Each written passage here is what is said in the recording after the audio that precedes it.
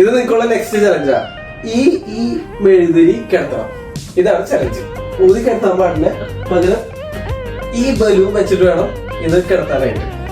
പക്ഷേ ബലൂൺ പൊട്ടാൻ പാടില്ല. പറ്റുമോ? ഓക്കെ.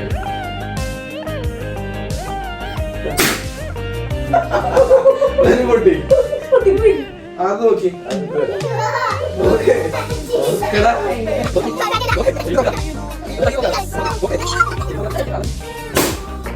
ഞാൻ ചെയ്ത് നോക്കട്ടെ.